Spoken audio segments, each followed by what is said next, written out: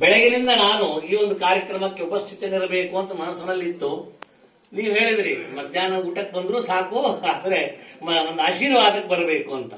ಆದ್ರೆ ನಿಮ್ಮ ಮೇಲಿನ, ನಿಮ್ಮ ಕುಟುಂಬದ ಮೇಲಿನ ಪ್ರೀತಿ, ಅಭಿಮಾನ ಇದು ನಿಮ್ಮ ಮನೆ ಶಾಂತಿ ಅಲ್ಲ, ನಮ್ಮ ಮನೆ ಶಾಂತಿ ಅಂತ ತಿಳಿದುಕೊಂಡು ನಾನು ಬೆಳಗ್ಗೆ ಆದಷ್ಟು ಬೇಗ ಬಂದಿದ್ದೇನೆ. ಯಾಕೆಂದ್ರೆ ಈ ಚಿಟ್ಟಾಣಿ ಪರಂಪರೆಗೂ ಕುಟುಂಬಕ್ಕೂ ನಮಗೂ ಒಂದು ಬಾಂಧವ್ಯ. ಆ ಬಾಂಧವ್ಯ ಬಹಳ ಕಾಲದಿಂದ, ನಮ್ಮ ತಂದೆಯವರ ಕಾಲದಿಂದನೂ ಇದ್ದಿದ್ದು. ನಮ್ಮಿಂದ ಅದು ಮುಂದುವರಿಯಬೇಕು, ನಮ್ಮ ಮಕ್ಕಳು ಅದನ್ನು ಮುಂದುವರಿಸಿಕೊಂಡು ಹೋಗಬೇಕು ಅನ್ನೋ ಭಾವನೆಯಿಂದ ಈ ಒಂದು ಶಾಂತಿ ಕರ್ಮ ನಮ್ಮ ಮನೆಯದು ಅಂತ ತಿಳಿದು ನಾನು ಆದಷ್ಟು ಬೇಗ ಬಂದು ಇದರ ಪಾಲ್ಗೊಂಡೆ. ನಾನು ನೋಡಿದ ಹಾಗೆ ಅತ್ಯಂತ ವ್ಯವಸ್ಥಿತವಾಗಿ ಪುರೋಹಿತ ನಾರಾಯಣ ಭಟ್ರು ಎಲ್ಲರೂ ಸೇರಿ ಏನೇನು ಶಾಸ್ತ್ರದಲ್ಲಿ ಉಕ್ತವಾಗಿದ್ದು ಉಗ್ರರಥ ಶಾಂತಿ ಕಲ್ಪದಲ್ಲಿ ಅದನ್ನು ವ್ಯವಸ್ಥಿತವಾಗಿ ಮಾಡಿ ಆ ಭಗವಂತನ ಪ್ರೀತಿಗೋ ಪ್ರಸನ್ನತೆಗೋ ಕಾರಣೀಭೂತವಾದ ಅನುಷ್ಠಾನವನ್ನ ನಿಮ್ಮ ಕುಟುಂಬಕ್ಕಾಗಿ ಸಮರ್ಪಣೆ ಮಾಡಿದ್ದೇವೆ. ಅದರಲ್ಲಿ ಯಾವ ಸಂದೇಹವೂ ಇಲ್ಲ. ಅಂತಹ ಒಂದು ಅತ್ಯುತ್ತಮವಾದಂತಹ ಶಾಂತಿ ಕರ್ಮವನ್ನ ನೀವು ನಡೆಸಿದ್ದೀರಿ.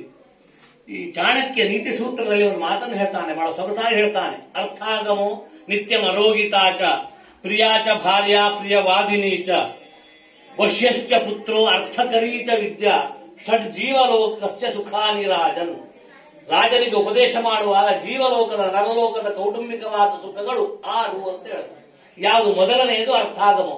ನಮಗೆ ನಿಮ್ಗೆ ಅದಕ್ಕೇನು ಕೊರತೆ ಆಗುವುದಿಲ್ಲ. ಪ್ರತಿನಿತ್ಯ ನಮ್ಮ ಕೆಲಸಕ್ಕೆ ಏನೇನು ಬೇಕೋ ಅದಕ್ಕೆ ಇರ್ತದೆ. ಅರ್ಥಾಗಮೋ ನಿತ್ಯ ಅರೋಗಿತಾಚ, ಆರೋಗ್ಯ ದೃಢವಾಗಿರಬೇಕು, ದೃಢ ಕಾಯರಾಗಿರಬೇಕು, ಅರೋಗ ದೃಢ ಗಾತ್ರತೆ ಇರಬೇಕು.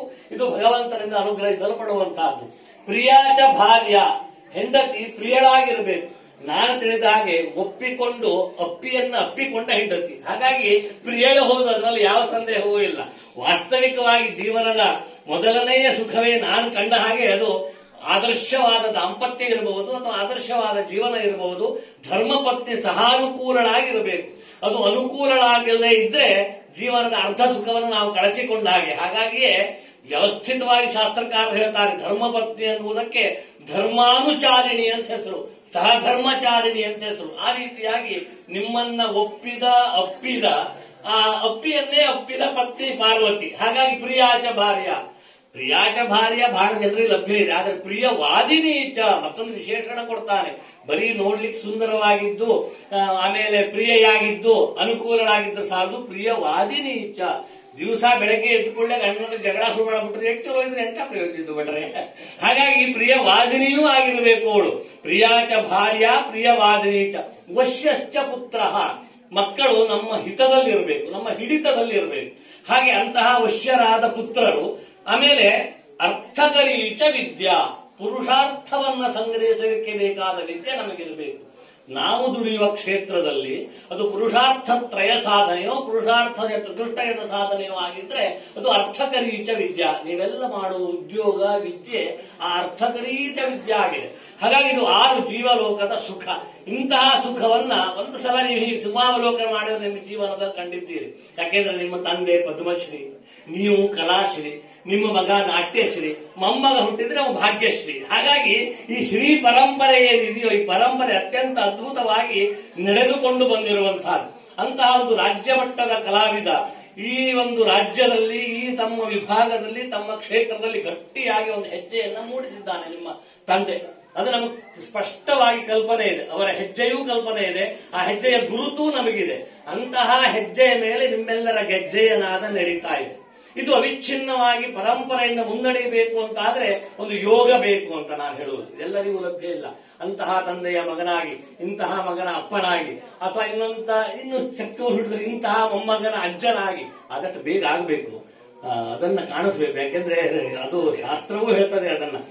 ತಂದೆ ತಾಯಿಗಳಿಗೆ ಯಾವಾಗ ಸಂತೋಷ ಅಂದ್ರೆ ಮೊಮ್ಮಗ ಮಡಿಲ ಮೇಲೆ ಬಂದಾಗ, ಮಗ ಬಂದಾಗ ಅಲ್ಲ, ನಿಜವಾಗಿ ಮೊಮ್ಮಗ ಮಡಿಲ ಮೇಲೆ ಬಂದಾಗ ಅಜ್ಜನ ನಿಜವಾದ ಅಜ್ಜತನ ಅನ್ನುವುದು ಅರಳಿಕೊಡುತ್ತದೆಯಂತೆ. ಹಾಗೆ ಮರಳಿ ಅರಳು ಅಂದ್ರೆ 60 ಕರುಳು ಮರಳು ಅಂತ ಹೇಳ್ತೇವಲ್ಲ, ಆ ಮರಳಿ ಅರಳು ಆಗುವುದು ಮಕ್ಕಳು ಇಲ್ಲಿ ಆಟ ಆಡಿದಾಗ. ಹಾಗಾಗಿ ನಾವು ಮರಳಿ ಅರಳಬೇಕು. ಮರಳು ಬೇರೆ, ಅರಳುವುದು ಬೇರೆ. ಹಾಗೆ ಅರಳಬೇಕಾದ್ರೆ ಇಲ್ಲೊಂದು ಮೊಮ್ಮಗ ಆಡಬೇಕು. ಹಾಗೆ ಮೊಮ್ಮಗ ಅಜ್ಜನ ತೊಡೆ ಮೇಲೆ ಆಡಬೇಕು ಅಂತಾದ್ರೆ ಮಗನಿಂದು ಎಲ್ಲ ರೀತಿಯ ಶ್ರಮ ಇರ್ತದೆ. ಕೇವಲ ಲೌಕಿಕವಾದೋ ಭೌತಿಕವಾಗಲ್ಲ, ಆಧ್ಯಾತ್ಮಿಕವಾಗಿ ದೈವಾನುಗ್ರಹ ಸಂಪಾದನೆಗೂ ಕೆಲವು ಅನುಷ್ಠಾನ ಬೇಕಾಗ್ತದೆ. ಇಲ್ಲದಿದ್ರೆ ಅಷ್ಟು ಬೇಗ ಮಕ್ಕಳು ಆಗೋದಿಲ್ಲ. ಕಾರಣ ನಮಗೆ ಧರ್ಮ ಪ್ರಜೆಯಾಗಬೇಕು ಅಂತಾದ್ರೆ ಆ ರೀತಿಯಾದಂತಹ ಒಂದು ಮೊಮ್ಮಕ್ಕಳು ನಮಗೆ ಹುಟ್ಟಬೇಕು ಅಥವಾ ಮಕ್ಕಳು ಹುಟ್ಟಬೇಕು. ಅಂತಹ ಒಂದು ದೈವಾನುಗ್ರಹವು ಕಾರ್ತಿಕನಿಗೆ ಪ್ರಾಪ್ತಿಯಾಗಲಿ ಅಂತ ಮನಃಪೂರ್ವಕವಾಗಿ ಆಶೀರ್ವಾದ ಮಾಡ್ತೇನೆ. ಆ ಪರಂಪರೆ ಅದು ಯೋಗ. ಆ ಯೋಗ ಒಂದಿದ್ರು ಸಾಲದು, ಯೋಗ್ಯತೆಯೂ ಬೇಕು. ಈ ಯೋಗದಿಂದ ಬೆಳೆದವರು ಬಹಳಷ್ಟಿದ್ದಾರೆ. ಅವರಿಗೆ ಬರೀ ಯೋಗವೇ ಬರಲ್ಲ, ಅಲ್ಲಿಂದ ಇಲ್ಲಿಗೂ ಯೋಗ್ಯತೆ ಇರೋದಿಲ್ಲ. ಒಬ್ಬ ವ್ಯಕ್ತಿತ್ವದ ವಿಕಾಸವನ್ನು ಕಾಣಬೇಕು, ಸಮಾಜಕ್ಕೆ ಅದನ್ನು ಗುರುತಿಸಬೇಕು ಅಂತ ಆದ್ರೆ ಆ ಯೋಗದ ಜೊತೆ ಯೋಗ್ಯತೆ ಬೇಕು. ಯೋಗ ಬೇರೆ, ಯೋಗ್ಯತೆ ಬೇರೆ. ಯೋಗ್ಯತೆ ಅಂದ್ರೆ ನಾವು ಸ್ವತಃ ಸ್ವ ಸಾಮರ್ಥ್ಯದಿಂದ ಸಂಪಾದನೆ ಮಾಡಿಕೊಳ್ಳುವಂತಹದ್ದು. ನಿಮ್ಮ ತಂದೆ ಅದನ್ನು ಸಾಧಿಸಿ ತೋರಿಸಿದ್ದಾನೆ. ತಂದೆಯ ಮಗನಾಗಿ ಅಪ್ಪಿ ಸುಬ್ರಹ್ಮಣ್ಯ ಸಾಧಿಸಿ ತೋರಿಸಿದ್ದೀರಿ ನೀವು. ನೀನು ಮೊಮ್ಮಗನಾದವನು ಅದು ಸಾಧಿಸ್ತಾ ಇದ್ದಾನೆ. ಅದರ ಶ್ರೇಯಸ್ಸನ್ನ ಇನ್ನು ಉತ್ತರೋತ್ತರವನ್ನು ಸಾಧಿಸಿಕೊಳ್ಬೇಕು. ಅದು ಯೋಗ್ಯತೆ. ಆ ಯೋಗ್ಯತಾ ಸಂಪನ್ನನಾಗಿದ್ದಾಗ ಆ ಜೀವನದ ಸೌಂದರ್ಯವೇ ಬೇರೆ. ಹಾಗಾಗಿ ಯೋಗ ಇದೆ ನಿಮ್ಮ ಕುಟುಂಬಕ್ಕೆ, ಯೋಗ್ಯತೆಯೂ ಒಂದು ಸೇರಿಕೊಳ್ತಾ ಇದೆ. ಇಂತಹ ಯೋಗ್ಯತೆಗಳಿಂದ ಕೂಡಿದಂತಹ ನಿಮ್ಮ ಜೀವನ ಸುಖಮಯವಾಗಿ ಸಾಗಲಿ ಎನ್ನುವ ದೃಷ್ಟಿಯಿಂದ ಮಕ್ಕಳಾದವರು 60ನೇ ವರ್ಷದ ಶಾಂತಿಯನ್ನು ಸಂಯೋಜನೆ ಮಾಡಿದರು. 60 ವರ್ಷ ಆದ ಕೂಡಲೇ ನಾವು ಬಹಳ ವಿಚಾರ ಮಾಡ್ತೇವೆ. ನನಗೂ 60 ವರ್ಷದ ಶಾಂತಿ ಆದ, ನೀವು ರುದ್ರಗೋಪ ಮಾಡಿದ್ರಲ್ಲ, 60 ವರ್ಷದ ಶಾಂತಿ ಮಾಡಿದಾಗ ನನಗೆ ಒಂದು ಮನಸ್ಸಿನಲ್ಲಿ ಒಂದು ಚಿಂತನೆ ಬಂದಿತ್ತು, ಇಷ್ಟೆಲ್ಲ ಸಂಭ್ರಮಗಳು ಯಾಕಿರಬಹುದು ಅಂತ. ಆದ್ರೆ ಅದರ ಗಾಂಭೀರ್ಯ ಮೌಲ್ಯಗಳನ್ನ ನೋಡಿದಾಗ 60 ವರ್ಷದ ಶಾಂತಿ ಜೀವನದಲ್ಲಿ ಅತ್ಯಂತ ಅವಶ್ಯಕವಾದದ್ದು, ಮಾಡಲೇಬೇಕಾದದ್ದು, ನಾವು ಮಾಡಿಸಿಕೊಳ್ಳಲೇಬೇಕಾದದ್ದು. ಯಾಕೆಂದ್ರೆ ವಯಸ್ಸಿಗತೆ ಕಹ ಕಾಮ ವಿಕಾರ ಶುಷ್ಕೇ ನೀರೇ ಕಃಸಾರ ನಷ್ಟೇ ದ್ರವ್ಯೇ ಕಃ ಪರಿವಾರ ಜ್ಞಾತೆ ತತ್ವೇ ಕಸ್ಸಂಸಾರ ಭಜ ಗೋವಿಂದಂ ಗೋವಿಂದಂ ಭಜ ಮೂಢಮತೆ. ಒಂದು ಹಂತದ ವರ್ಷ 60 ವರ್ಷ ಅಂದ್ರೆ ಈ 60 ವರ್ಷದಲ್ಲಿ ನಾವು ಹನಿಮೂರಿಗೆ ಹೋಗುವ ಅಂತ ಎಲ್ಲಾರು ಇಚ್ಛೆ ಬಂದಿತ್ತ, ಹೋದ್ರೆ ಆದೀತ. ಹಾಗಾಗಿ ಈಗ ನಾವು ಏನ್ ಚಿಂತನೆ ಮಾಡಬೇಕು, ವಯಸ್ಸಿಗತೆ ಕಹ ಕಾಮ ವಿಕಾರ ನಷ್ಟೇ ದ್ರವ್ಯ, ಕೈಯಲ್ಲಿ ಹಣ ಇಲ್ಲದೆ ಇರುವ ಪರಿವಾರ ಎಲ್ಲಿಂದ ಇಲ್ಲ, ಪರಿವಾರ ಸಿಗೋದಿಲ್ಲ. ಆಮೇಲೆ ಜ್ಞಾತೆ ತತ್ವೇ, ನಾವು ಸಂಸಾರದ ಮಧ್ಯದಲ್ಲಿ ಹುಟ್ಟಿ ಸಂಸಾರದಲ್ಲೇ ಬೆಳೆದು ಸಂಸಾರದಲ್ಲೇ ನಾವು ಕೊನೆಯನ್ನು ಕಾಣಬೇಕು ಅಂತಾದ್ರೆ ಆ ಸಂಸಾರಕ್ಕಾಗಿ ಬಂದವರು ಅಂತ ಆಗ್ಬಿಡ್ತಾರೆ. ನಾವು ಸಂಸಾರಕ್ಕಾಗಿ ಮಾತ್ರ ಬಂದವರಲ್ಲ, ಸಂಸಾರದಿಂದ ಆಚೆ ಇರುವ, ಸಂಸಾರದ ಮಧ್ಯೆ ಸೇರಿಕೊಂಡಿರುವ ಭಗವಂತನನ್ನ ದರ್ಶನ ಮಾಡಲಿಕ್ಕೆ ನಮ್ಮ ಹುಟ್ಟಾಗಿದೆ. ಆದ್ದರಿಂದ ನಾವು ಹೆಮ್ಮೆ ಅಂತ ಹೇಳ್ಕೊಳ್ತೇವೆ, ಬ್ರಾಹ್ಮಣಸ್ಯ ಚ ದೇಹೋಯಂ ಕ್ಷುದ್ರಕಾಮಾಯ ನೇಷ್ಯತೆ. ಬ್ರಾಹ್ಮಣರ ಶರೀರ ಕ್ಷುದ್ರಕಾಮಕ್ಕಲ್ಲ, ಅದೊಂದು ಸಾಧನೆಗೆ ಅಂತ. ಅಂದ್ರೆ ಸಂಸಾರದಲ್ಲೇ ಕುಳಿತು ಸಂಸಾರದಲ್ಲೇ ದೊಡ್ಡವನಾಗಿ ಮತ್ತೆ ಸಂಸಾರದಲ್ಲೇ ಸಾಯುವಾಗ ಕೊನೆಯ ಕ್ಷಣದಲ್ಲೇ ಹೇಳ್ತೇವೆ, ತಮ್ಮ ಬೀಗ ಹವನ ಹಾಕ್ತಿದ್ವೋ ಇಲ್ಲೇ ನೋಡಿ, ಇಲ್ಲಿ ಪ್ರಾಣ ಹೋಗ್ತಾ ಇದೆ, ಆದ್ರೆ ಆ ಪೆಟ್ಟಿಗೆಗೆ ಅಥವಾ ಒಂದು ಟ್ರಿಜೂರಿಗೆ 3-4 ಬೀಗ ಸರಿ ಹಾಕಿದ್ರೆ ಇಲ್ವೋ ಅನ್ನೋದ್ರ ಬಗ್ಗೆ ಚಿಂತೆ ಆಗ್ಬಿಟ್ರೆ ಹೋಗುವಾಗಲೂ ನಾವು ಸಂಸಾರದಲ್ಲಿ ಏನ್ ಸಾಧಿಸಿದಾಗ ಆಯ್ತು. ಹಾಗಾಗಿ ಇಲ್ಲಿಂದ ಹೋಗುವಾಗ ಮೃತ್ಯೋರ್ ಮುಕ್ಷೀಯ ಮಾಮೃತ ಮಾತ್ರ ಹೇಳಿದ್ದೇವೆ. ಮೃತ್ಯೋಹೋ ಮುಕ್ಷೀಯ, ಎಲ್ಲ ಸಾಂಸಾರಿಕ ಬಂಧನದಿಂದ ಮೃತ್ಯುಗಳಿಂದ ನನ್ನನ್ನು ಬಿಡಿಸಿ ಅಮೃತತ್ವದೆಡೆಗೆ ನನ್ನನ್ನು ಒಯ್ಯಬೇಕು ಅಂತ ಪ್ರಾರ್ಥನೆ ಭಗವಂತನಲ್ಲಿ. ಅಂತಹ ಅಮೃತತ್ವ ಪ್ರಾಪ್ತಿಯಾಗಬೇಕು ಅಂತಾದ್ರೆ ಈ ಸಂಸಾರದ ಮಧ್ಯದಲ್ಲಿ ಪುಣ್ಯ ಸಂಗ್ರಹ ಆಗಬೇಕು. ಹಾಗಾಗಿ 60ನೇ ವರ್ಷ ಅದಕ್ಕೆ ನಾಂದಿ. ಪ್ರಥಮೇನಾರ್ಜಿತ ವಿದ್ಯಾ, ದ್ವಿತೀಯೇನಾರ್ಜಿತಂ ಧನಂ, ತೃತೀಯೇನಾರ್ಜಿತಂ ಪುಣ್ಯಂ, ಚತುರ್ಥೇ ಕಿಂ ಕರಿಷ್ಯತಿ. 4 ಪ್ರಶ್ನೆ ಕೇಳ್ತಾರೆ. ರಂಗದಲ್ಲಿ 10-20 ಪ್ರಶ್ನೆ ಕೇಳ್ತೀವಿ, ನೆನಪಿಟ್ಕೊಳ್ಳುವಂತ 4 ಪ್ರಶ್ನೆ. 4 ಪ್ರಥಮೇನಾರ್ಜಿತ, ಮೊದಲನೇ ಹಂತದಲ್ಲಿ ಏನು ಮಾಡಿದೆ, 2ನೇ ಹಂತದಲ್ಲಿ ಏನು ಮಾಡಿದೆ, 3ನೇ ಹಂತದಲ್ಲಿ ಏನು ಮಾಡಿದೆ, 4ನೇ ಹಂತದಲ್ಲಿ ಏನಾಗ್ತೀಯೇ. ಇದು 4 ಪ್ರಶ್ನೆ. ಒಂದು ಮನುಷ್ಯ 120 ವರ್ಷ ಬದುಕ್ತಾನೆ ಅಂತ ಇಟ್ಕೊಳ್ಳುವ. ಆ 120 ವರ್ಷ ಬದುಕಿದರೆ ಮೊದಲು 30 ವರ್ಷದಲ್ಲಿ ನಾವೇನು ಮಾಡಬೇಕು, ವಿದ್ಯೆಯನ್ನ ಸಂಗ್ರಹ ಮಾಡಬೇಕು. ಹಾಗಾಗಿ ವಿದ್ಯೆ ಎನ್ನುವುದು ಕೇವಲ ನೈವೇದ್ಯಕ್ಕಾಗಿ ಮಾತ್ರ ಅಲ್ಲ, ವಿದ್ಯೆ ಜ್ಞಾನಕ್ಕಾಗಿ. ಇದೆಲ್ಲರೂ ತಿಳಿದುಕೊಳ್ಳುವ ಸಂಗತಿ. ಅದು ಯಾವುದೇ ವಿದ್ಯೆ ಆಗಲಿ, ಅರ್ವಾಚೀನ ವಿದ್ಯೆ ಆಗಿರಲಿ, ಪ್ರಾಚೀನ ವಿದ್ಯೆ ಆಗಿರಲಿ, ಮೊದಲು 30 ವರ್ಷ ವಿದ್ಯೆಯನ್ನ ಅಖಂಡಿತವಾಗಿ ನಾವು ಅಭ್ಯಾಸ ಮಾಡಲೇಬೇಕು, ಅಧ್ಯಯನ ಮಾಡಲೇಬೇಕು. ಯಾಕೆಂದ್ರೆ ಅದನ್ನು ಬೇಕೋ ಬೇಡೋ ಆಮೇಲೆ ಪ್ರಶ್ನೆ. ಜ್ಞಾನಕ್ಕಾಗಿ ಈ ತಿರುಗಾಟ ಬರ್ತೋಳು ನನ್ನ ಗ್ರಹಶಾಂತಿ ಮಂತ್ರ ಕಲಿತಿದ್ದಲ್ಲ, ಆದ್ರೆ ಮಂತ್ರ ಕಲಿಯುವುದು ಯಾಕೆ ಅಂದ್ರೆ ಅದು ನಮ್ಮ ಕರ್ತವ್ಯ. ಹಾಗಾಗಿ ಅದನ್ನು ನಾವು ಕಲಿಯಲೇಬೇಕು. ಇದು ಮೊದಲನೆಯ 30 ವರ್ಷದಲ್ಲಿ ಮಾಡುವಂತಹ. ದ್ವಿತೀಯೇನಾರ್ಜಿತಂ ಧನಂ, 30ರಿಂದ 60 ವರ್ಷದವರೆಗೆ ಹಣವನ್ನ ಎಡಬಿಡದೆ ಸಂಗ್ರಹ ಮಾಡಬೇಕು. ಕಣಸಶ್ಚೈವ ವಿದ್ಯಾಮರ್ಥಂಚ ಸಾಧಯೇ. ನಾವು ಪಾಠಶಾಲೆಗೆ ಹೋಗುವಾಗ ನಮ್ಮ ಗುರುಗಳು ಒಂದು ಕಥೆ ಹೇಳ್ತಿದ್ರು, ದೃಷ್ಟಾಂತ ಕಥೆಯನ್ನು ಹೇಳ್ತಿದ್ರು. ಯಾವುದೋ ದೇಣಿಗೆಗೋಸ್ಕರವಾಗಿ ಇಲ್ಲಿ ಮನೆಗೆ ಹಣವನ್ನ ಕೇಳಲಿಕ್ಕೆ ಬಂದಂತೆ, ದೇಣಿಗೆ ಪ್ರಾಪ್ತಿಗೋಸ್ಕರವಾಗಿ. ಒಳಗಡೆ ಏನೋ ಗಲಾಟೆ ಇದೆ, ಬಂದವರು ಕುಳಿತುಕೊಂಡ್ರು. ಹಾಗೆ ಒಳಗಡೆ ಬಹಳ ದೊಡ್ಡ ಗೌಜು ಗಲಾಟೆ ನಡೀತಾ ಇದೆ. ಇಲ್ಲಿ ಕೂತ್ಕೊಂಡು ಗಮನಿಸಿದರು. ಗಮನಿಸಿ ಏನ್ಗಾಗ ಒಂದು ಬೆಂಕಿ ಕಡ್ಡಿ ತಗೊಂಡು ಮೊಮ್ಮಗ ದೀಪ ಹಚ್ಚಬೇಕು ಅಂತ 10-20 ಕಡ್ಡಿ ಕರೆದಿದ್ದಾನೆ. ಈ ಅಜ್ಜ ಬಾಯಿ ಬಂದಂಗ್ ಬೈತಾ ಇದ್ದಾನೆ ಅವನಿಗೆ. ಒಂದು ಬೆಂಕಿ ಪಟ್ಟಿಗೆ ಎಷ್ಟು ದಿದ್ದು ಗೊತ್ತಿದ್ದ, ಏನ್ ಹುಡುಗಾಟಕ್ಕೆ ಈ ಸಮಯದಲ್ಲಿ ಇಷ್ಟು ಕಡ್ಡಿ ಹಾಳು ಮಾಡ್ತೇನೆ ನೋಡಿ ಸಿಕ್ಕಾಪಟ್ಟೆ ಬಾಯಿ ಬಂದಾಗ ಗದರಿಸ್ತಾ ಇದ್ದಾನೆ. ಇವರು ದೇಣಿಗೆಗ ಬಂದವರು ಇಷ್ಟೆಲ್ಲ ಗಲಾಟೆ, ನಾನು ಬೆಂಕಿ ಕಡ್ಡಿಗೆ ಇಷ್ಟು ಗಲಾಟೆ ಮಾಡಿದ್ಮೇಲೆ ನಾನು ದೇಣಿಗೆ ಕೇಳಿದ್ರೆ ನಮಗೆ ಪೆಟ್ಟೆ ಬೀಳ್ತದೆ ಅಂತ ತಿಳ್ಕೊಂಡು ಅದು ಯಾಕೆ ಬಂದ್ರಿ ಅಂತ ಕೇಳಿದ್ರೆ ಮಾತನಾಡದೆ, ಇಲ್ಲ ಸುಮ್ಮನೆ ನಿಮ್ಮ ಆರೋಗ್ಯ ವಿಚಾರ ಮಾಡ್ಕೊಂಡು ಈ ಕಡೆ ಬಂದಿದ್ದೆ ಹೋಗಬೇಕು ಅಂತ. ಇಲ್ಲ, ನೀವೇನೋ ಕಾರಣ ಇಲ್ಲದೆ ಬರುವವರಲ್ಲ, ಹಾಗಾಗಿ ಏನೋ ಕಾರಣ ಇದ್ದೇ ಬಂದಿರಲೇಬೇಕು. ಆಗ ಕಾರಣವನ್ನು ಹೇಳ್ತೀನಿ, ದೇಣಿಗೆ ಸಂಖ್ಯೆ ರೊಕ್ಕ ಅದೇ 1000 ಆ ಕಾಲದ ಕಥೆ ಇದು. 1000 ಈಗ 1 ಲಕ್ಷ ಇದ್ದಾಗೆ 1,001 ರೂಪಾಯಿ ಬರ್ಕೊಳ್ಳಿ ಅಂತ. ಇವ್ರಿಗೆ ಚೋದ್ಯ ಆಗೋಯ್ತು, ಆಶ್ಚರ್ಯ ಆಯ್ತು. 2 ಬೆಂಕಿ ಕಡ್ಡಿ ಖರ್ಚು ಮಾಡಿದ್ದಕ್ಕೆ ಇಷ್ಟು ಗಲಾಟೆ ಮಾಡಿದ ಜೋರ್ ಮಾಡಿದ ಅಜ್ಜ 1,000 ರೂಪಾಯಿ ದೇಣಿಗೆ ಕೊಡ್ತಾನೆ ಅಂದ್ರೆ ಏನು ಅಂತ ಕಕ್ಕಾಬಿಕ್ಕಿಯ ಓರೋರೊಳಗೆ ನೋಡ್ಕೊಳ್ತಿರುವಾಗ ಆ ಹಿರಿಯರು ಹೇಳಿದ್ರಂತೆ, ಕಣಸಶ್ಚೈವ ವಿದ್ಯಾಮರ್ಥಂಚ ಸಾಧಯೇತು ಕ್ಷಣತ್ಯಾಗೆ ಕುತೋ ವಿದ್ಯಾ ಕಣತ್ಯಾಗೆ ಕುತೋ ಧನಂ. ಇದು ಸಂಸ್ಕೃತ ಸುಭಾಷಿತ. ಒಂದು ಕಣವನ್ನೂ ಬಿಡದೆ ಸಂಗ್ರಹ ಮಾಡಬೇಕು. ಸುಮ್ಮನೆ 10 ರೂಪಾಯಿ ಹೋದ್ರೆ ಹೋಗ್ಲಿ ಅಂತ ಬಿಟ್ರೆ ನಾವು 1,000 ಮಾಡ್ಲಿಕ್ಕೆ ಆಗೋದಿಲ್ಲ ಕೊನೆವರೆಗೂ. ಹಾಗಾಗಿ ಸಂಗ್ರಹ ಮಾಡುವಾಗ ಕಣವನ್ನೂ ಬಿಡದೆ 30 ವರ್ಷದಿಂದ 60 ವರ್ಷದಲ್ಲಿ ಮಾಡಬೇಕು. 2 ಆಗಲಿ 3 ಆಗಲಿ ಹೋಗದಯ್ಯ, ಅದು ಬೇಕಾದ್ರೆ ದೂರ ಆಗಲಿ, ಅದೇ ಸಂಗ್ರಹ ಮಾಡಲೇಬೇಕು. ಹಾಗಾಗಿ ಅದು 2ನೇ ಹಂತದ್ದು. ಅದು ಕಣಸಚ್ಚೆ 60 ವರ್ಷದವರೆಗೆ. ಈಗ 60 ವರ್ಷ ಆಯ್ತು. ಈಗ ನಾವೇನು ಮಾಡಬೇಕು? ಇದು ತಂದೆಯವರಿಗೆ ಹೇಳೋದು, ನಿಮ್ಗೆ ಹೇಳೋದಲ್ಲ. 60 ವರ್ಷದವರೆಗೆ ನಿಮ್ಗೆ ಪ್ರಯೋಗ ನಡೆಯಿಲ್ಲ. ಇನ್ನು ಮೇಲೆ ಅವ್ರೇನು ಮಾಡಬೇಕು ಅಂದ್ರೆ ಸ್ವಲ್ಪ ವಿಚಾರ ಮಾಡ್ಕೊಳ್ಬೇಕು. ನಾನು ಭಗವಂತನ ಆಶೀರ್ವಾದ ಅನುಗ್ರಹದಿಂದ ಅಪಘಾತವನ್ನೂ ತಪ್ಪಿಸಿಕೊಂಡು ಅನೇಕ ರೀತಿಯಾದಂತಹ ಕ್ಷೇಮಾಭ್ಯುದಯವನ್ನು ಸಾಧಿಸಿಕೊಂಡು ನಾನು ಇಲ್ಲಿಯವರೆಗೆ ಬೆಳೆದು ಬಂದಿದ್ದೇನೆ. ಇನ್ನು ಮುಂದೆ ಕೇವಲ ಅರ್ಥ ಸಂಗ್ರಹ ಮಾತ್ರ ನನ್ನ ಇದಲ್ಲ ಲಕ್ಷ್ಯ ಅಲ್ಲ, ಪುಣ್ಯ ಸಂಗ್ರಹವು ನನ್ನ ಕುಟುಂಬಕ್ಕೆ, ನನ್ನ ಜೀವನಕ್ಕಾಗಬೇಕು ಅನ್ನುವ ಭಾವನೆ ಅವರಲ್ಲಿ ಬೆಳೆಯಬೇಕು. ತೃತೀಯೇನಾರ್ಜಿತಂ ಪುಣ್ಯಂ, ಅದು ಪುಣ್ಯ ಸಂಗ್ರಹದ ಅತ್ಯುತ್ತಮವಾದ ನಾಂದಿ ಕಾಲ. 60 ವರ್ಷ ಅಂದ್ರೆ ನಮಗೆ ಸ್ವಾಗತ ಮಾಡ್ಲಿಕ್ಕೆ ಇದೇ ಪ್ರಣವ ಸಂವತ್ಸರವೇ ಬರ್ತದೆ, ಬೇರೆ ಸಂವತ್ಸರ ಇಲ್ಲ. ನಾವು ಏನು 60 ಸಂವತ್ಸರಗಳ ಬಂದಿರ್ತೇವಲ್ಲ, ಮತ್ತೆ ಪುನಃ ನಾಳೆ ಸೂರ್ಯೋದಯದಲ್ಲಿ ಆ ಬುಡದಿಂದ ಪ್ರಭವ ವಿಭವ ಅಂತ ಪ್ರಾರಂಭ ಆದ ಹಾಗೆ ಪ್ಲವ ಅಂತ ನಾವು ಹುಟ್ಟಿದ್ರೆ ಶಾರ್ವರಿ ಅಂತ ಹುಟ್ಟಿದ್ರೆ ಮತ್ತೆ ಶಾರ್ವರಿ ಸಂವತ್ಸರವೇ ಬರಬೇಕು ನಮ್ಮ ಸ್ವಾಗತಕ್ಕೆ. ಅಂತಹ 60 ವರ್ಷದ ಆಯಾಮವನ್ನು ಕಳೆದಿದ್ದೇವೆ. ಇಲ್ಲಿಯವರೆಗೆ ನಮ್ಮ ಎಲ್ಲ ಚೈತನ್ಯಗಳು ಲೌಕಿಕವಾಗಿತ್ತು, ಅದು ಭೌತಿಕವಾಗಿತ್ತು. ಇನ್ನು ಆಧ್ಯಾತ್ಮಿಕವಾಗಿ ಪರಿವರ್ತನೆಯನ್ನು ಕಂಡುಕೊಳ್ಬೇಕು, ಬ್ರಹ್ಮಮುಖವಾಗಬೇಕು ಅಂತ ಪಂಚ ಜ್ಞಾನೇಂದ್ರಿಯ ಮತ್ತು ಮನಸ್ಸನ್ನ ಈ ಬ್ರಹ್ಮತ್ವದೆಡೆಗೆ, ಬ್ರಹ್ಮ ಬಾಗಿಲಿನೆಡೆಗೆ ತೆಗೆದುಕೊಂಡು ಹೋಗುವ ನಾಂದಿಯ ಕರ್ಮವೇ 60 ವರ್ಷದ ಶಾಂತಿ. ನೋಡಿ ಎಷ್ಟೆಲ್ಲ ಉತ್ಸಾಹ ಮನೆಯಲ್ಲಿ ಅಲ್ವಾ ಈ ಒಂದು ಶಾಂತಿಯಲ್ಲಿ. ಆದ್ರೆ 3 ದಿವಸದಿಂದ ನಿಮ್ಗೆ ಗಲಾಟೆ ಯಾಕಾದ್ರೂ ಶಾಂತಿ ಇಟ್ಕೊಂಡನ್ನ ಕಂಡಿಲ್ಲ. ಆದ್ರೂ ಮನಸ್ಸಿನಲ್ಲಿ ಆಧ್ಯಾತ್ಮ ಚಿಂತನೆ ಮಾಡಿದಾಗ ಇದು ಮುಂದಿನ ಶಾಂತಿಗೆ ಪ್ರೇರಕ, ಪೂರಕ. ಹಾಗಾಗಿ ನಿನ್ನೆ ಆದ ಗಲಾಟೆ ಬಿಟ್ಟುಬಿಡಿ. ಇವತ್ತಿನಿಂದ ಮುಂದೆ ಅಂದ್ರೆ ಏನು ಆಗೋದಿದೆಯಲ್ಲ, ಇವತ್ತಿನಿಂದ ಮುಂದೆ ಒಂದು ಆಧ್ಯಾತ್ಮಿಕವಾದ ಶಕ್ತಿ ನಮಗೆ ಪ್ರೇರೇಪಕವಾಗಿ ಸಿಗಬೇಕು. ಹಾಗಾಗಿ ಎಷ್ಟೆಲ್ಲ ಉತ್ಸಾಹದಿಂದ ಓಡಾಡ್ತೇವೆ. ಲೌಕಿಕವಾದ ಉತ್ಸವ ನಮಗೆ ಪ್ರತಿನಿತ್ಯ ನಡೀತದೆ ನಮ್ಮಲ್ಲಿ. ನಾವೆಲ್ಲ ಕಾಣ್ತೇವೆ, ಏನು 31st ಬಂದ್ರೆ ಒಂದು ಉತ್ಸವ ಅಲ್ವಾ, ವೆಡ್ಡಿಂಗ್ ಆನಿವರ್ಸರಿ ಒಂದು ಉತ್ಸವ, ಆಮೇಲೆ ಇನ್ಯಾವುದು ಬರ್ತ್ಡೇ ಪಾರ್ಟಿ ಆಗ್ಬೇಕು ನಿಮ್ಗೆ, ಅದು ನೋಡಿ ಅದು ಸಂಭ್ರಮ, ಅದೊಂದು ಉತ್ಸವ. ಎಲ್ಲ ಉತ್ಸವಗಳು ನಡೀತದೆ ನಿಮ್ಮ ಮನೆಯಲ್ಲಿ. ಆಗ ದೇವೋತ್ಸವ ನಡೆದೇ ಇದ್ರೆ ದೊಡ್ಡ ಅಪರಾಧ ಆಗ್ತದೆ. ಆದಿಶಂಕರರು ಹೇಳ್ತಾರೆ ಎಷ್ಟು ಸೊಗಸಾಗಿ, ಕದಾವಾ ತ್ವಾಂ ದೃಷ್ಟ್ವಾ ಗಿರಿಶ ತವ ಭವ್ಯಾಂಘ್ರಿಯುಗಲಂ ಗೃಹೀತ್ವಾ ಹಸ್ತಾಭ್ಯಾಂ ಶಿರಸಿ ನಯನೇ ವಕ್ಷಸಿ ವಹನ್ ಸಮಾಶ್ಲಿಷ್ಯಾಘ್ರಾಯ ಸ್ಫುಟ ಜಲಜ ಗಂಧಾನ್ ಪರಿಮಲಾನ್ ಅಲಭ್ಯಾಂ ಬ್ರಹ್ಮಾದ್ಯೈರ್ಮುದಮನು ಭವಿಷ್ಯಾಮಿ ಹೃದಯೇ. ಹಾಗಾಗಿ ನಾನು ಮಡಿ ಹುಟ್ಟುಗಲ್ಲ ಹೇಳಿದ್ದು, ಅದರಲ್ಲಿ ಆಗುವ ಸ್ವಾರಸ್ಯ ಇದೆಯಲ್ಲ ಅದು ಅನುಭವಿಸಬೇಕು.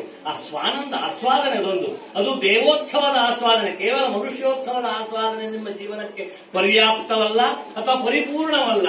ನಿಮ್ಮ ಜೀವನ ಪರ್ಯಾಪ್ತವಾಗಬೇಕು, ಪೂರ್ಣವಾಗಬೇಕು. ಆ ಮನೆಯಲ್ಲಿ ದೇವೋತ್ಸವ ನಡೀಬೇಕು, ವರ್ಷಕ್ಕೆ ಒಂದಾದ್ರೂ.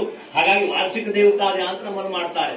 ಉಳಿದೆಲ್ಲ ಕಡೆ ನೀವು ಸೀರೆ ಉಟ್ಕೊಂಡು ಬಂಗಾರ ಹಾಕೊಂಡು ಒಳ್ಳೆ ವಿಜೃಂಭಣೆಯಿಂದ ಓಡಾಡ್ತೀರಿ ಯಾವ ಮದುವೆ ಇತ್ಯಾದಿ ಸಂದರ್ಭಗಳಲ್ಲಿ. ಆದ್ರೆ ದೇವರ ಮನೆಯಲ್ಲಿ ನಿಮ್ಮನ್ನು ತೋರಿಸಿಕೊಳ್ಳುವುದು ಯಾವಾಗ? ದೇವರ ಹತ್ರ. ಹಾಗಾಗಿ ನಾನು ನಿನ್ನ ಸೇವೆಗಾಗಿ, ಅದು ಶಿವತವ ಪರಿಚರ್ಯಾ ಸನ್ನಿಧಾನಾಯ ಗೌರ್ಯ ಭವ ಮಮ ಗುಣತುರ್ಯಾಂ ಬುದ್ಧಿ ಕನ್ಯಾಂ ಪ್ರದಾಸ್ಯೆ. ಸ್ವಾಮಿ, ನಾನು ನಿನ್ನನ್ನ ಸೇವೆ ಮಾಡಲಿಕ್ಕೆ ಹಿಂಜರಿತಾ ಇದ್ದೇನೆ ಅಂತ ತಿಳಿದುಕೊಳ್ಳಬೇಡ. ನಿನ್ನ ಪ್ರೀತಿಯ ಮಡದಿಯಾದ ಪಾರ್ವತಿಯ ಸ್ಥಾನದಲ್ಲಿ ನನ್ನ ಬುದ್ಧಿಯನ್ನಿಟ್ಟಿದ್ದೇನೆ ಅಂತ ಹೇಳ್ತಾರೆ ಆಚಾರ್ಯರು ದೇವರ ಸೇವೆ ಮಾಡುವಾಗ. ಪಾರ್ವತಿಗೆ ಯಾವ ಸ್ಥಾನ?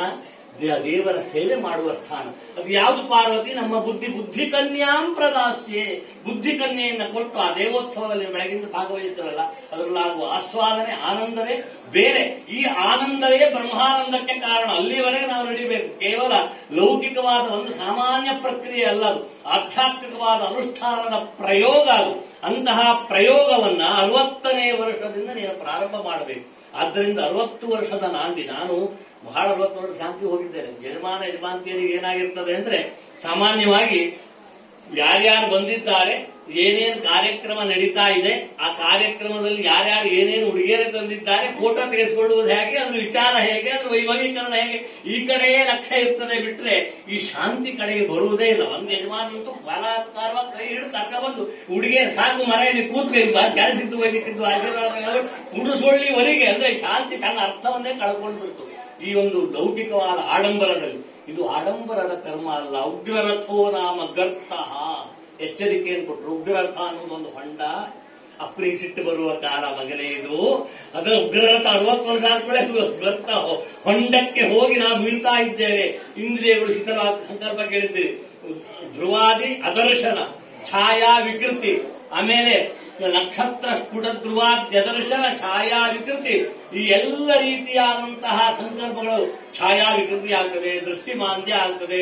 ಈ ಮಹಿಳೆಯಲ್ಲಿ ಆರೋಗ್ಯ ಅಷ್ಟು ವ್ಯವಸ್ಥಿತವಾದ ಅನುಕೂಲ ಮಾಡೋದಿಲ್ಲ. ಇದ್ದಕ್ಕಿದ್ದಂತೆ ಸಿಟ್ಟು ಬರ್ತದೆ. ಆಗ ಸುಧಾರಿಸಿಗಳು ಮಕ್ಕಳಾದವು, ಸಿಟ್ಟು ಬರ್ತದೆ. ಈ ಎಲ್ಲ ಕಾರಣಗಳಿಂದ 60 ವರ್ಷಕ್ಕೆ ಉಗ್ರರಥೋ ನಾಮ ಗರ್ತ ತಸ್ಮಿನ್ ಪತತಿ. ಏನು ಹೊಂಡ ಬೀಳ್ತಾ ಇದ್ದೇವೇನೋ ಅಂತ ಅನಿಸ್ತದೆ. ನಾನು ಬಹಳ ಜನ ಯಜಮಾನರಿಗೆ ಹೇಳೋದುಂಟು, ಈ 60 ವರ್ಷದ ಶಾಂತಿ ಅಂದ್ರೆ ಯಜಮಾನ್ ತಂಕೆಯನ್ನು ಮಗನಿಗೆ ವಹಿಸಿಕೊಡುವ ಕಾರ್ಯಕ್ರಮ ಅಂತ. ಒಂದು ಯಜಮಾನ ಹತ್ರ ಹೇಳೇ ಬಿಟ್ಟ, ಧೈರ್ಯ ಮಾಡಿ ಮಟ್ರೆ ಹಂಗಾರೆ ಹೆಂಗೆ 60 ವರ್ಷ ಶಾಂತಿ ಬೇಡ. ವಾಸ್ತವಿಕವಾಗಿ ಈ 60 ವರ್ಷದಲ್ಲಿ ನಾವು ಈ ಮುಖರಾಗಬೇಕು. ಯಾವ ಮುಖರಾಗಬೇಕು ಅಂದ್ರೆ ಪ್ರತಿಮುಖರಾಗಬೇಕು. ನಮ್ಮ ಇಡೀ ಜೀವನ ಅದನ್ನೇ ತೃತೀಯೇನಾರ್ಜಿತಂ ಪುಣ್ಯಂ, 3ನೆಯ ಹಂತದಲ್ಲಿ ಪುಣ್ಯ ಸಂಗ್ರಹಕ್ಕೆ ಕಾರಣೀಭೂತವಾದಂತಹ ಶಾಂತಿ ಕರ್ಮವನ್ನ ಇವತ್ತು ಮಾಲೆ ಹಾಕಿದ್ದಾಗಲಿ, ಉಳಿದ ನಾಂದಿ ಇಟ್ಕೊಂಡಿದ್ದಾಗಲಿ, ಉಳಿದೆಲ್ಲ ರೀತಿಯಾದ ಚಡಂಗಗಳಾಗಲಿ ನಿಮಗೆ ಇನ್ನೂ ಚೈತನ್ಯ ಇದೆ. ನೀವು ಧರ್ಮ ಸಂಗ್ರಹಕ್ಕೆ, ಪುಣ್ಯ ಸಂಗ್ರಹಕ್ಕೆ ಅರ್ಹರು, ಸಮರ್ಥರು ಅನ್ನುವ ದೃಷ್ಟಿಯಿಂದ ಈ ನಾಂದಿ ಕರ್ಮವನ್ನು ಜ್ಯೋತಿ ದರ್ಶನವನ್ನು ಮಾಡಿಸ್ತಾರೆ. ಹಾಗಾಗಿ ನೀವು ದೃಢರಾಗಬೇಕು. ಯಾವ ವಿಷಯದಲ್ಲಿ? ಪುಣ್ಯ ಸಂಗ್ರಹದ ವಿಷಯದಲ್ಲಿ. ಅರ್ಥಾಗಮ ಆಯಿತು, ಪುಣ್ಯ ಸಂಗ್ರಹ ನಮ್ಮ ಜೀವನದ ಪುಣ್ಯ ಸಂಗ್ರಹ. ಯಾಕೆಂದ್ರೆ ಕೊನೆಗೆ ನಮ್ಮ ಸಹಾಯ ಸಹಕಾರ ಬರುವುದು ಅದೇ, ಇನ್ಯಾವುದು ಬರುವುದಿಲ್ಲ. ಆಚಾರ್ಯ ಹೇಳಿದ್ರು, ವಾರ್ಧಕ್ಕೆ ಚೇಂದ್ರಿಯಾಣಾಂ ವಿಗತ ಗತಿಮತಿಶ್ಚ ಅಧಿದೈವಾದಿತಾಪೈ. ಮುದಿತನದಲ್ಲಿ ಎಲ್ಲ ರೀತಿಯಾದ ಇಂದ್ರಿಯಗಳು ವಿಕಲಗೊಂಡು ಗತಿಯೂ ಮತಿಯೂ ಇಲ್ಲದೆ ಬಿದ್ದಿರುವಾಗ ನಿನ್ನನ್ನು ಎತ್ತುವುದು ಯಾವುದು ಅಂತ ಕೇಳಿದ್ರೆ ನೀನು ಪುಣ್ಯ ಮಾತನ್ನು ಎತ್ತುತ್ತದೆ. ಏನಾದ್ರೂ ಇಂಥ ಮಕ್ಕಳಿದ್ರೆ ಸಹಾಯ ಮಾಡಬಹುದು ತಂದೆ ತಾಯಿಗಳಿಗೆ. ಅದಿದ್ರೆ ಅದೂ ಇಲ್ಲ, ಅದು ಕೂತ್ಕೊಂಡಲ್ಲೇ ಬೀಳೋದು. ಆಮೇಲೆ ನೀರು ಕೇಳುವವರಿಲ್ಲ, ಕೃಷಿ ಇಲ್ಲ, ಆಹಾರ ಇಲ್ಲ. ಇಂತಹ ಸ್ಥಿತಿ ಬಂದ್ರೆ ಅಂತಹ ಭೀಕರ ಸ್ಥಿತಿಯನ್ನು ಅನುಭವಿಸುವುದು ಹೇಗೆ? ನಮ್ಮ ಜೀವನ ಕೇವಲ ಸಂಸಾರ ಮಾತ್ರ ಅಲ್ಲ, ಸಂಸಾರದಲ್ಲಿ ಮುಳುಗುವುದು ಮಾತ್ರ ಅಲ್ಲ, ಸಂಸಾರದ ನಿರ್ವಹಣೆ ಮಾತ್ರ ಅಲ್ಲ, ಸಂಸಾರದ ಹಿಂದಿರುವ ಭಗವಂತನ ದರ್ಶನವನ್ನು ಮಾಡುವುದು ನಮ್ಮ ಉದ್ದೇಶ. ತೃತೀಯೇನಾರ್ಜಿತಂ ಪುಣ್ಯಂ. ಆದ್ದರಿಂದ 60 ವರ್ಷದಿಂದ ಶಾಂತಿ ಕರ್ಮವನ್ನು ಹೇಳಿದ್ರು. 60, 65, 70, 80, 90, 100 ಆಶೀರ್ವಾದ ಅನುಗ್ರಹದಿಂದ, ಭಗವಂತನ ಅನುಗ್ರಹದಿಂದ ಬದುಕಿದ್ರೆ ಶತಮಾನೋತ್ಸವದವರೆಗೆ ಈ ಶಾಂತಿ ಕರ್ಮಗಳನ್ನ ಹಿರಿಯರು ನಾವು ಉಪದೇಶಿಸಿ ಒಂದು ಆಶೀರ್ವಾದ ಮಾಡಿ ಪ್ರಯೋಗವನ್ನು ಕೊಟ್ಟರು. ಇಲ್ಲಿ ಬರುವ ದೇವರು ಮಾರ್ಕಂಡೇಯ ಮಹಾಭಾಗ, ಸಪ್ತಕಲ್ಪ ಅಂತ ಜೀವನ, ಆಯುರಾರೋಗ್ಯವೈಶ್ವರ್ಯಂ ದೇಹಿಮೆ ಮುನಿಪುಂಗವ. ಅದ್ಭುತವಾದಂತಹ ಪ್ರಯೋಗವನ್ನ ಬೋಧಾಯನ ಆಚಾರ್ಯರು ನಮಗೆ ಅನುಗ್ರಹಿಸಿದ್ರು. ಆ ಪರಂಪರೆಯಲ್ಲಿ ಬಂದ ಮಕ್ಕಳು ನಾವು. ಏನ್ ಹೇಳಿದ್ರು ಬೋಧಾಯನರು? ಮಾರ್ಕಂಡೇಯ ನಿಮ್ಮ ಜೀವನದ ಆರಾಧ್ಯನಾಗಿರ್ಲಿ, ಆದರ್ಶನೂ ಆಗಿರ್ಲಿ. ಪಕ್ಷಿಗೆ 2 ರೆಕ್ಕೆಗಳು. ಉಭಾಭ್ಯಾಮೇವ ಪಕ್ಷಾಭ್ಯ ಹೇಯತ ಪಕ್ಷಿಣಾಂಗತಿ. 2 ಪಕ್ಷಗಳಿಂದ ಪಕ್ಷಿ ಮೇಲೆ ಹಾರ್ತದೆ. ಪಕ್ಷಿಯ ರೆಕ್ಕೆ, ಪಕ್ಷ ಅಂದ್ರೆ ರೆಕ್ಕೆ, ಸಂಸ್ಕೃತದಲ್ಲಿ, ಕನ್ನಡ ಪಕ್ಕ ರೆಕ್ಕೆ ಅಂತ ಹೇಳ್ತೇವೆ. 2 ರೆಕ್ಕೆಯಿಂದ ಪಕ್ಷಿ ಮೇಲೆ ಹಾರುತ್ತದೆ. ಹಾರುವ ಹಕ್ಕಿ ನಿರ್ದೇಶನ ಕೊಡ್ತದೆ. ಒಂದು ಕರ್ಮ, ಇನ್ನೊಂದು ಜ್ಞಾನ.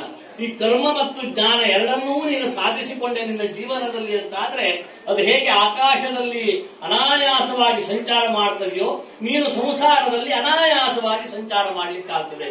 ಅದಕ್ಕೆ ಅಧಿದೇವತೆಯಾದವನು ಮಾರ್ಕಂಡೇಯ. ಅವನು ಕರ್ಮಸ್ವರೂಪಿಯೂ ಹೌದು, ಜ್ಞಾನ ಸ್ವರೂಪಿಯೂ ಹೌದು. ಹೇಗೆ ಕರ್ಮಸ್ವರೂಪಿ ಅಂತ ಕೇಳಿದ್ರೆ 16 ವರ್ಷದ ಆಯುಷ್ಯವನ್ನು ಮೃತ್ಯುಂಜಯನನ್ನು ಆರಾಧನೆ ಮಾಡಿ ದೀರ್ಘಾಯುಷ್ಯವಂತನಾಗಿ ಬೆಳೆದು ಈ ಲೋಕಕ್ಕೆ ಜ್ಞಾನವನ್ನ ಧಾರೆ ಎರೆದ. ಕರ್ಮವನ್ನೂ ಸಾಧಿಸಿಕೊಂಡ, ಜ್ಞಾನದ ಸಾಕ್ಷಾತ್ಕಾರವನ್ನು ಮಾಡಿಕೊಂಡ. ನಾವು ಮಾಡಬೇಕಾದದ್ದು ಅದನ್ನ. ಕರ್ಮವನ್ನೂ ಸಾಧಿಸಬೇಕು, ಜ್ಞಾನಕ್ಕೂ ಅಧಿಕಾರಿಯಾಗಬೇಕು, ಜ್ಞಾನಿಗಳಾಗಬೇಕು. ಅದಿಲ್ಲದೆ ಇದ್ರೆ ನಮ್ಮ ಜೀವನ ಅದು ನಿರರ್ಥಕ, ಸಾರ್ಥಕವಾಗುವುದೇ ಇಲ್ಲ. ಆದ್ದರಿಂದ ಆ ಮಂತ್ರವನ್ನ ಇಟ್ಟು ಮಾರ್ಕಂಡೇಯ ಮಹಾಭಾಗ ಸಪ್ತಕಲ್ಪಾಂತ ಜೀವನ ಕರ್ಮಜ್ಞಾನಕ್ಕೆ ಸಾಕ್ಷಿಯಾದ, ಆರಾಧ್ಯನಾದ, ಆ ದೇವನಾದ, ನನಗೆ ಆದರ್ಶನಾದ ನಿನ್ನಲ್ಲಿ ನನ್ನ ಪ್ರಾರ್ಥನೆ, ನನ್ನ ಕುಟುಂಬ ಇದೇ ರೀತಿಯಾದ ಅಭಿವೃದ್ಧಿ ಪಥದಲ್ಲಿ ಕರ್ಮಜ್ಞಾನಗಳ ಸಂಗಮವನ್ನು ಮಾಡಬೇಕು, ಅದನ್ನು ಸಾಧಿಸಿಕೊಳ್ಳಬೇಕು.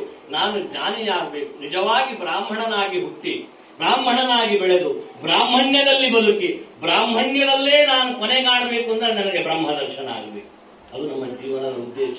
ಬೆಳಗ್ಗೆ ಯಾರೋ ಒಂದು ಶ್ಲೋಕ ಹೇಳಿದ್ರು ಊಟಕ್ಕೆ ಕುಂತಾಗ, ನಮೇಲ ನ ದ್ವೇಷರಾಗೌ ನಮೇ ಲೋಭ ಮೋಹೌ ಮದೋ ನೈವ ಮೇನೈವ ಮಾತ್ಸರ್ಯ ಭಾವ ನ ಧರ್ಮೋ ನ ಚಾರ್ಥೋ ನ ಕಾಮೋ ನ ಮೋಕ್ಷ ಚಿದಾನಂದ ರೂಪ ಶಿವೋಹಂ ಶಿವೋಹಂ. ನಮ್ಮ ಸ್ಥಿತಿ ಅಲ್ಲಿಗೆ ತಲುಪಬೇಕು. ಚಿದಾನಂದ ರೂಪವಾದ ಶಿವನನ್ನ ನಾವು ಧ್ಯಾನ ಮಾಡಬೇಕು. ನಾನು 60 ವರ್ಷದ ಶಾಂತಿಯಲ್ಲಿ ಒಂದು ಪ್ರಶ್ನೆಯನ್ನ ನನ್ನನ್ನೇ ನಾನು ಕೇಳ್ಕೊಂಡಿದ್ದೆ. 60 ವರ್ಷ ಕಳೆದಿದ್ದೇನೆ, ಎಲ್ಲ ಒಳ್ಳೆ ರೀತಿಯಾದ ಸಹೋದರಿಯ, ನಿಮ್ಮಲ್ಲಿದ್ದ ಹಾಗೆ ಸಹೋದರ ಭಾವ, ತಾಯಿಯ ಸಾಮೀಪ್ಯ, ಆಮೇಲೆ ಮಕ್ಕಳು, ಇನ್ನುಳಿದ ಎಲ್ಲ ಪರಿವಾರದವರು, ಇನ್ನು ಯಾಕೆ ಬದುಕಬೇಕು? ಸಾಯ್ಬೇಕು ಅನ್ನುವ ಅರ್ಥದಲ್ಲ ಇದು ಮಾತು. ಇನ್ನು ಯಾಕೆ ನಾನು ಇನ್ನೂ ಯಾಕೆ ಬದುಕಬೇಕು ಅನ್ನುವುದಕ್ಕೆ ನಾವು ಉತ್ತರವನ್ನು ಕಂಡುಕೊಳ್ಬೇಕು. ನಮ್ಮ ಬದುಕು ಇನ್ನೂ ಬೇಕು. ಯಾಕೆ? ಪುಣ್ಯ ಸಂಗ್ರಹಕ್ಕೆ. ಹಾಗಾಗಿ ಆ ರೀತಿಯಾಗಿ ನಾವು ಬದುಕಬೇಕು. ಪುಣ್ಯ ಸಂಗ್ರಹವನ್ನು ಮಾಡಿಕೊಂಡಾದ್ರೆ ಆ ಶಾಂತಿ ಕರ್ಮ ಅದನ್ನು ನಿರ್ದೇಶನ ಮಾಡ್ತದೆ. 60ನೇ ವರ್ಷದ ಶಾಂತಿ ಉಗ್ರರಥ ಗರ್ತದಿಂದ ನಮ್ಮನ್ನು ಹೋಗಲಾಡಿಸಿ ಆ 90 ವರ್ಷದವರೆಗೆ ಶಾಂತಿ ಕರ್ಮವನ್ನು ಹಾಗೆ ಮುನ್ನಡೆಸಿಕೊಂಡು ಹೋದಾಗ 60 ಆದ್ಮೇಲೆ 70 ಭೀಮರಥ. ಆ ಭೀಮರಥ ಅಂದ್ರೆ ಶರೀರವೇ ಭಾರವಾಗ್ತದೆ ಅಂತ ಅರ್ಥದಲ್ಲಿದೆ ಪ್ರಯೋಗ. ಹಾಗಾಗಿ ಅಂತ ಭೀಮರಥ ಶಾಂತಿ, 60 ವರ್ಷದ ಶಾಂತಿ ಎಷ್ಟು ಸಂಭ್ರಮದಲ್ಲಿ ಮಾಡಿದ್ದೀರೋ ಇದಕ್ಕೆ 2ರಷ್ಟು ಇನ್ನೂ ವಿಶಾಲವಾದ ಜಾಗದಲ್ಲಿ ನಿಮ್ಮ ಗುರಿ, ಮನಸ್ಸಿನಲ್ಲಿ ಏನೇನು ಯೋಚನೆ ಕೌಟುಂಬಿಕವಾಗಿ ಮಾಡಿ ಸಾಧಿಸಬೇಕು ಅಂತಿದೆಯೋ ಅದನ್ನೆಲ್ಲ ಪೂರ್ಣವಾಗಿ ಸಾಧಿಸಿಕೊಂಡು ಮೊಮ್ಮಗನನ್ನ ಮಡಲ ಮೇಲೆ ಕೊಳ್ಳಿರಿಸಿಕೊಂಡು 70ನೇ ವರ್ಷದ ಭೀಮಶಾಂತಿ ನಡೆಯಲಿ. ಮೊದಲು ಅಂದಾಗ್ತದೆ, ಆಮೇಲೆ ನಾನು ಬರ್ತೇನೆ ಈ ಶಾಂತಿಗೆ. ಆ ರೀತಿಯಾಗಿ ಭಗವಂತ ನಿಮ್ಗೆ ಅನುಗ್ರಹ ಮಾಡಲಿ. ಅಂತಹ ಭೀಮರಥ ಶಾಂತಿ 70 ವರ್ಷದ್ದು. ಆಮೇಲೆ 80 ಸಹಸ್ರಚಂದ್ರ ದರ್ಶನ. ತೃತೀಯೇನಾರ್ಜಿತಂ ಪುಣ್ಯಂ. ಪ್ರಥಮೇನಾರ್ಜಿತ ವಿದ್ಯಾ, ದ್ವಿತೀಯೇನಾರ್ಜಿತಂ ಧನಂ, ತೃತೀಯೇನಾರ್ಜಿತಂ ಪುಣ್ಯಂ, ಚತುರ್ಥೇ ಕಿಂಕರಿಷ್ಯತಿ. ಎಷ್ಟು ನೀನು ಮಾಡಿದೆ ಅಂದ್ರೆ 4ನೇ ವಯಸ್ಸಲ್ಲಿ 4ನೇ ಹಂತದಲ್ಲಿ ಯಾರ ಹಂಗೂ ಇಲ್ಲ ನಮಗೆ. ಯಾರು ನಮ್ಮ ಹತ್ರ ಬರೋದು, ಯಾಕೆಂದ್ರೆ ಅಷ್ಟೇ ಬಂದಿರ್ತೇವೆ, ನಾವು ಸೋತಿರ್ತೇವಲ್ಲ. ಸಾಕಾಗಿ ನೋವು ನಲಿವುಗಳಿಂದ ಜೀವನವ ಕಂಡಾಯಿತು, ನೋವು ನಲಿವುಗಳಿಂದ ಕೂಡಿದ ಜೀವನವ ಕಂಡಾಯಿತು. ಆದ್ರೆ ಆ ಒಂದು ನೆನಪು, ಆ ಒಂದು ತೃಪ್ತಿ, ಸಮಾಧಾನ ಮಾಯೆಯಲ್ಲಿ, ಅವಿದ್ಯೆಯಲ್ಲಿ, ಅಜ್ಞಾನದಲ್ಲಿ ಬಳಲಬಾರದು. ನಾವು 80ನೇ ವರ್ಷದಲ್ಲಿ ನಾನು ಇಲ್ಲಿಂದ ಹೋಗ್ಲಿಕ್ಕೆ ಸಿದ್ಧರಾಗಿರ್ಬೇಕು. ಯಾವಾಗ ಬೇಕಾದ್ರೂ ಬಾಗಿರು ಪರ್ಣಂ ವನಸ್ಪತೇರಿವಾಭಿನಶ್ಯತಾಗುರೈಶ್ಚತಾನ್ನಶ್ಯತಿ. ಮರದಿಂದ, ವೃಕ್ಷದಿಂದ ಪರ್ಣಗಳು ಕಳಚಿ ಬೀಳುವ ಹಾಗೆ ನಾನು ಮೃತ್ಯುವನ್ನು ಸ್ವಾಗತಿಸಲಿಕ್ಕಿದ್ದೇನೆ. ಪರೀಕ್ಷಿತ ಮಹಾರಾಜ ಹೇಳ್ತಾನೆ ತನ್ನ ಮಾತಿನಲ್ಲಿ ಎಷ್ಟು ಸುಂದರವಾಗಿ ಅಂತ, ಶುಚಿಯಾದ ಜೀವನವನ್ನು ನಡೆಸಿದೆ, ಮರಣ ನನಗೆ ರುಚಿಯಾಗ್ತಾ ಇದೆ. ನಾವು ಸಾಧಿಸುವಂತಹದ್ದು ಶುಚಿಯಾದ ಜೀವನವನ್ನು ನಡೆಸಬೇಕು, ಮರಣ ನಮಗೆ ರುಚಿಯಾಗಬೇಕು. ಆ ಹಂತಕ್ಕೆ ನಮ್ಮ ಮನಸ್ಥಿತಿ ಬರಬೇಕು. ಅದನ್ನ ಕವಿ ಕೃಷ್ಣತ್ವದೀಯ ಪದ ಪಂಕಜ ಪಂಜರಾಂತೆ ಅದ್ಯೈವ ಮೇ ವಿಶತು ಮಾನಸ ರಾಜಹಂಸಃ ಪ್ರಾಣ ಪ್ರಯಾಣ ಸಮಯೇ ಕಥವಾತ ವಿಥೈ ಕಂಠಾವರೋಧನ ವಿಧೌ ಸ್ಮರಣಂ ಕುತಸ್ತೆ. ಕಂಠಾವರೋಧನ ಆಗದೆ ನಾವು ಆ ಭಗವಂತ ನಮ್ಮನ್ನ ಸ್ವೀಕರಿಸುವ ಸ್ಥಿತಿ ತಲುಪಿದವು ಅಂತಾದ್ರೆ ಶಾಂತಿ ಶಾಂತವಾಗಿ ನಡೆದ ಹಾಗೆ, ಶಾಂತಿ ಸಾರ್ಥಕತೆಯನ್ನು ಕಂಡ ಹಾಗೆ. ದೈವೋಪಘಾತಾನಾಂ ಶಾಂತಿರ್ಭವತಿ ವಾರಕಂ. ಹೇಗೆ ಶಸ್ತ್ರೋಪಘಾತಗಳಿಂದ ಕವಚ ಅನ್ನುವುದು ನಮ್ಮನ್ನ ರಕ್ಷಿಸುತ್ತದೆಯೋ, ದೈವೋಪಘಾತಗಳಿಂದ ಶಾಂತಿ ಎನ್ನುವುದು ನಮ್ಮನ್ನ ರಕ್ಷಣೆಯನ್ನು ಕೊಡುತ್ತದೆ. ಈ ಉದ್ದೇಶವನ್ನು ಇಟ್ಟುಕೊಂಡು ಉಗ್ರರಥ ಶಾಂತಿಯನ್ನ 60ನೇ ವರ್ಷದಿಂದ ಹೇಳಿದ್ರು. ಹೀಗೆ 90 ವರ್ಷದವರೆಗೆ ನಾನು ಆಶೀರ್ವಾದ ಇದು ಮುಂದೆ ನಡೆಯಲಿ ಶಾಂತಿ ಕರ್ಮ. ಆ ನಂತರದಲ್ಲಿ ಚತುರ್ಥೇ ಕಿಂಕರಿಷ್ಯತಿ. ನನಗೆ ಯಾವ ಭಯವೂ ಇಲ್ಲ, ಯಾರ ಹಂಗೂ ಇಲ್ಲ, ನಾನು ಸ್ವತಂತ್ರ. ಶಿವೋಹಂ ಶಿವೋಹಂ ಅನ್ನುವ ಸ್ಥಿತಿಯನ್ನ ನಿಮ್ಮ ಕ್ಷೇತ್ರದಲ್ಲಿಯೇ ನೀವು ಸಾಧಿಸಿಕೊಂಡ್ರೆ, ನಿಮ್ಮ ಕುಟುಂಬದಲ್ಲಿಯೇ ನೀವು ಸಾಧಿಸಿಕೊಂಡ್ರೆ, ಅಂತಹ ಸ್ಥಿತಿ ನಿಮ್ಮ ದಂಪತಿಗಳ ಲಭಿಸಿತು ಅಂತಾದ್ರೆ ನೀವು ಧನ್ಯರು. ಅಂತಹ ಧನ್ಯತಾ ಕ್ಷಣ ನಿಮ್ಮ ಜೀವನದಲ್ಲಿ ಪ್ರಾಪ್ತವಾಗಲಿ. ದೇಶ ಕಾಲ ಅರಿತು ಯಥಾ ಯೋಗ್ಯವಾಗಿ ದಾನವನ್ನು ಮಾಡಿದ್ದೀರಿ. ದಾನೋಕ್ತವಾದ ಫಲ ಬರುವುದರ ಜೊತೆ ಸಮಸ್ತ ರೀತಿಯ ಸನ್ಮಂಗಳ ಉಂಟಾಗಲಿ. ರಘುವಂಶದಲ್ಲಿ ಒಂದು ಮಾತನ್ನು ಹೇಳ್ತಾನೆ ಕಾಳಿದಾಸ, ಶೈಶವೇಭ್ಯಸ್ತ ವಿದ್ಯಾನಾಂ, ಜೀವನ ಹೇಗಿರಬೇಕು? ಶೈಶವೇ ಅಭ್ಯಸ್ತ ವಿದ್ಯಾನಾಂ, ಯೌವನೆ ವಿಷಯೈಷಿಣಾಂ. ಯೌವನೆ ವಿಷಯೈಷಿಣಾಂ ನಿಮಗೆ ಹೇಳಿದ್ದು, ಯಾವುದಕ್ಕೂ ಸಂಕೋಚ, ಎಲ್ಲೆಲ್ಲಿ ಹೋಗ್ಬೇಕು ಅಲ್ಲೆಲ್ಲ ಹೋಗಿ ಬಂದೇ ಬಿಡು, ಮತ್ತೆ ತಡ ಮಾಡ್ಕೊಳ್ಳೋಣ, ಆವಾಗ ಯಾವಾಗ ನೋಡೋಣ. ಅದು ಯೌವನೆ ವಿಷಯೈಷಿಣಾಂ, ಅದು ಮೋದಾಮ ಪಶ್ಯೇಮ ಶರದ ಶತಂ, ನಂದಾಮ ಶರದ ಶತಂ, ಮೋದಾಮ ಶರದ ಶತಂ, ಭವಾಮ ಶರದ ಶತಂ, ವಿದೇಶದವರೆಗೂ ಅವರಿಗೆ ಕಂಡಿಲ್ಲ. ಶರದ ಶತಂ ಅದು ಎರಡನೆಯದು. ಮುಂದೆ ಹೇಳ್ತಾನೆ ಅದೇ ಕಾಳಿದಾಸ, ವಾರ್ಧಕ್ಯ ಮುನಿವೃತ್ತಿನ, ವಾರ್ಧಕ್ಯದಲ್ಲಿ ಮುನಿವೃತ್ತಿಯಿಂದ ಕಳೆಯಬೇಕು. ಯೋಗೇನಾಂತೆ ತನುತ್ಯಜ, ಈ ತನುತ್ಯಾಗ ಮಾಡುವ ವಿಷಯದಲ್ಲಿ ಹೊತ್ತು ಬಂದಾಗ ಯೋಗಿಗಳಂತೆ ತನುತ್ಯಾಗ ಮಾಡಬೇಕು. ಹಾಗೆ ರಘುವಂಶದ ರಾಜರು ತಮ್ಮ ಜೀವನವನ್ನು ನಡೆಸುತ್ತಿದ್ರು. ಇದು ನಮಗೆ ಆದರ್ಶವಾಗಬೇಕು. ಇದು ನಮ್ಮ ಜೀವನದಲ್ಲಿ ಸಾಕ್ಷಾತ್ಕಾರವನ್ನು ಪಡೆದುಕೊಳ್ಳಬೇಕು. ಅಂತಹ ಒಂದು ಅದ್ಭುತವಾದಂತಹ ಆ ನಿರೂಪಣೆ ಈ ಶಾಂತಿ ಕರ್ಮದಲ್ಲಿ ಇದೆ. ಇಂತಹ ಶಾಂತಿ ಕರ್ಮದಿಂದ ನಿಮ್ಮ ತಂದೆ ದೀರ್ಘಾಯುಷ್ಯ, ಶತಮಾನಂ ಭವತಿ ಅನ್ನುವ ವಾಕ್ಯಕ್ಕೆ ಅನುಗುಣವಾಗಿ ಕಲಾಶ್ರೀಯಾಗಿ ಪದ್ಮಶ್ರೀಯವರ ಮಗ 100 ವರ್ಷ ಸಂಪೂರ್ಣ ಆರೋಗ್ಯದಿಂದ ದಂಪತಿಗಳ ಬದುಕಲಿ. ಆ ಒಂದು ಪ್ರಿಯವಾದಿನೀಚ, ಪ್ರಿಯಾಚ ಭಾರ್ಯ ಪಾರ್ವತಿ, ಪ್ರಿಯವಾದಿನೀಚ ಆಗಿ ಅಲ್ಲಿಯವರೆಗೂ ಆ ದಾಂಪತ್ಯ ಜೀವನ ನೋಡುವವರಿಗೂ ಚಂದ, ಅನುಭವಿಸುವವರಿಗೂ ಚಂದ ಆ ದಾಂಪತ್ಯ ಆಗಿದ್ರೆ ಅಂತಹ ಒಂದು ದಾಂಪತ್ಯ ಜೀವನ ಅವರಿದ್ದಾಗಲಿ, ಪೂರ್ಣಾಯುಷ್ಯವನ್ನು ಹೊಂದಲಿ. ಮಕ್ಕಳಾದ ನೀವು ನಾನು ಹೇಳಿದಂತೆ ಆ ಭಗವಂತನ ಆಶೀರ್ವಾದ ಅನುಗ್ರಹದಿಂದ ಒಂದು ಸ್ವಂತದ ಅನುಷ್ಠಾನ ಇಲ್ಲದೆ ಇದ್ರೆ ಫಲ, ಯಾವುದೇ ಫಲ ಅದಷ್ಟು ಬೇಗ ಲಭಿಸುವುದಿಲ್ಲ. ಹಾಗಾಗಿ ಕಾರ್ತಿಕನಿಗೆ ಯಾವುದೋ ಒಂದು ಮಂತ್ರ ಉಪಾಸನೆ, ಆ ಉಪಾಸನೆಯ ಬಲದಿಂದ ಆ ದೇವರ ಪ್ರೀತಿಯನ್ನು ಸಂಪಾದನೆ ಮಾಡಿಕೊಂಡು ಒಂದು ಒಳ್ಳೆಯ ಸಂತಾನಕ್ಕೆ, ಈ ಕುಟುಂಬಕ್ಕೆ ಬೇಕು ಒಂದು ಧರ್ಮಪ್ರಜೆ, ಆ ಸಂತಾನ ನಿಮ್ಮಿಂದ ಕೊಡಲ್ಪಡಲಿ. ಅವನು ಭಾಗ್ಯಶ್ರೀ ಆಗಲಿ, ನಾಟ್ಯಶ್ರೀಯಿಂದ ಭಾಗ್ಯಶ್ರೀ ಅನ್ನುವಂತಹ ಒಂದು ಕಂದ ಈ ಮನೆಯಲ್ಲಿ ಹುಟ್ಟುಕೊಳ್ಳುದು. ಒಳ್ಳೆ ಕೆಲಸವನ್ನು ಮಾಡಿದ್ದೀರಿ ನೀವು, ತಂದೆ ತಾಯಿಯನ್ನು ಅಳಿಯ ಮತ್ತು ಮಗಳು ಎಲ್ಲ ಸೇರಿ ಈ ಶಾಂತಿ ಕರ್ಮ ಮಾಡಲೇಬೇಕಾದದ್ದು. ಯಾಕೆಂದ್ರೆ ನಾನು ಬಹಳ ಜನರು ನನ್ನ ಹತ್ರ ಕೇಳಿದ್ರು, 60 ವರ್ಷ ಶಾಂತಿ ನಾವೇ ಮಾಡ್ಕೊಳ್ಳುವ, ಮಕ್ಕ ಮಾಡವಳೆ. ವಾಸ್ತವಿಕವಾಗಿ ಮಕ್ಕಳು ಮಾಡಬೇಕು ನನ್ನ ತಂದೆ ತಾಯಿಗಳಿಗೆ. ಯಾಕೆಂದ್ರೆ ಪ್ರೀಣಯೇ ಸುಚರಿತೈ ಪಿತರಂ ಸಪುತ್ರ, ತಂದೆಯ ಆಶೋತ್ತರಗಳನ್ನ ಅನ್ನುವ ಶಬ್ದಕ್ಕೆ ತಂದೆಯ ಪುಣ್ಯಾಭಿವೃದ್ಧಿಯನ್ನ ಮಾಡುವವನೇ ನಿಜವಾದ ಮಗ. ಅಂತಹ ಪುಣ್ಯಾಭಿವೃದ್ಧಿಗೆ ಬೇಕಾದಂತಹ ಕರ್ಮವನ್ನು, ಅನುಷ್ಠಾನವನ್ನು ಮಾಡಿಸಿದ್ದೀರಿ. ಇದು ಹೀಗೆ ಮುನ್ನಡೆಯನ್ನ ಸಾಧಿಸಿಕೊಳ್ಳಿ, ಪರಂಪರೆಯಲ್ಲಿ ಮುನ್ನಡೆಯಲಿ ಅಂತ ಹೇಳುತ್ತಾ, ನಿಮ್ಮ ಅಜ್ಜ, ನಮ್ಮೆಲ್ಲರ ಅಜ್ಜ, ಚಿಟ್ಟಾಣಿ ಅಜ್ಜ ಇಟ್ಟ ಹೆಜ್ಜೆಯ ಗೆಜ್ಜೆಯ ನಾದದಲ್ಲಿ ಈ ಕುಟುಂಬ ನಾದದಲ್ಲಿ ಮುನ್ನಡೆದು ಆನಂದವನ್ನು, ಪ್ರಮೋದವನ್ನು, ಮೋದ ಪ್ರಮೋದ ಆನಂದ, ಮೋದ ಪ್ರಮೋದ ಆನಂದಗಳನ್ನು ಅನುಭವಿಸಲಿ ಅಂತ ಮನಪೂರ್ವಕವಾಗಿ ಎಲ್ಲ ನೀವು ಕೊಟ್ಟಿರುವ ದಾನಮಾನ ಆದರಾತಿಥ್ಯಗಳಿಂದ ಸಂತೋಷದಿಂದ ನಾವೆಲ್ಲ ಬ್ರಾಹ್ಮಣರು ಆಶೀರ್ವಾದವನ್ನು ಮಾಡುತ್ತಾ ಮುಂದಿನ ಭೀಮರಥ ಶಾಂತಿಯನ್ನ ನಾವು ನಿರೀಕ್ಷಿಸ್ತಾ ಇರ್ತೇವೆ. ಅಂತಹ ಒಂದು ಶುಭ ಸಂದರ್ಭ ಈ ರೀತಿಯಾಗಿ ನಾವು ಸೇರೋಣ ಅಂತ ಹೇಳುತ್ತಾ 4 ಆಶೀರ್ವಾದದ ಮಾತುಗಳನ್ನು ಮುಗಿಸ್ತೇವೆ.